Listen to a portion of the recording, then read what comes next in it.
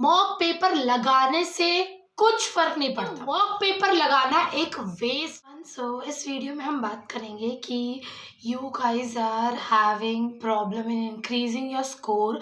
आप लोग बहुत सारे लोगों ने मुझे मैसेजेस किए हैं कि हम लोग जैसा कि सब बोलते हैं, जैसा कि मैंने भी आपको बोला था कि मॉक पेपर्स लगाने से स्कोर इंक्रीज होगा। तो आप लोग मुझसे ये पूछ रहे हो कि हमने मॉक पेपर्स लगाए उसके बाद भी हमारा स्कोर इंक्रीज नहीं हो रहा है। तो इस वीडियो में हम बात करेंगे कि क्यों आपका स्कोर इंक्रीज नहीं हो रहा है और कैसे आपका स्कोर इंक्रीज होगा। ठीक है, so let's start. Don't know me, this is Neha Sharma and I am a second year MBBS student from SRVS Medical College. I gave NEET in 2020 and I scored 594 marks out of 720.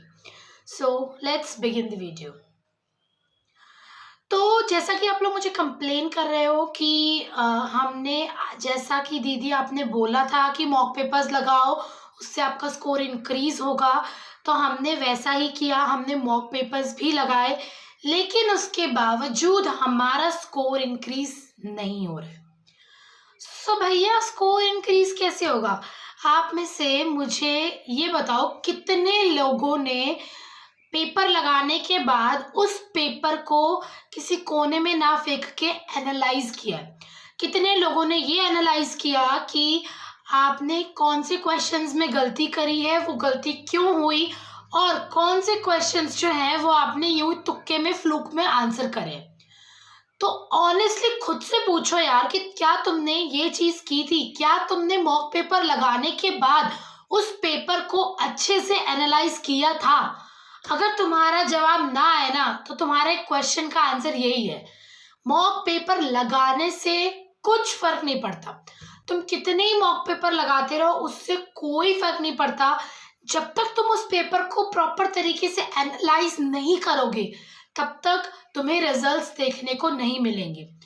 तुम्हें बताओ कि तुमने एक mock paper लगाया, ठीक है, तुम्हें जो आता था तुमने उस पेपर में लगा दिया, फिर नेक्स्ट पेपर तुमने एक और लगाया, तो वापस से जितना तुम्हें पहले आता था अभी भी तो उतना ही आता है।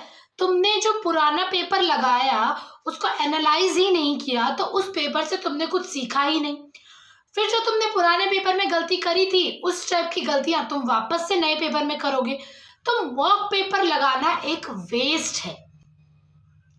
अगर तुम मॉक पेपर को एनालाइज नहीं कर रहे हो तो मत लगाओ मॉक पेपर, कोई मतलब नहीं है फिर मॉक पेपर्स को लगाने का।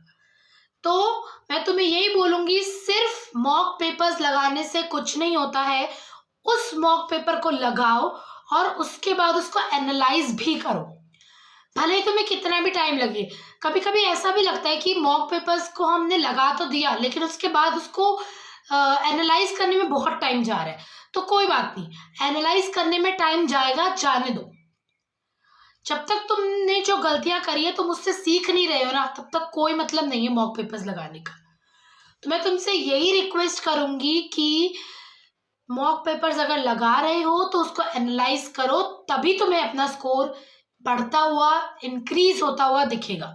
वरना जो तुम्हारा स्कोर अभी है वही तुम्हें उसी के अराउंड तुम्हें पूरे मॉक पेपर्स में स्कोर देखने को मिलेगा। So don't do this blender नहीं ब्लंडर, सॉरी। तो ये ब्लंडर मत करो, डोंट डू दिस ब्लंडर, ठीक है।